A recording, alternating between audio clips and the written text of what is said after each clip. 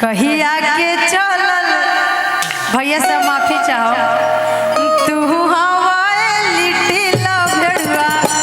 सहारा घरावा में चोरावा समाइले आय सिया राम के भरो सहारा घरावा में चोरावा समाइले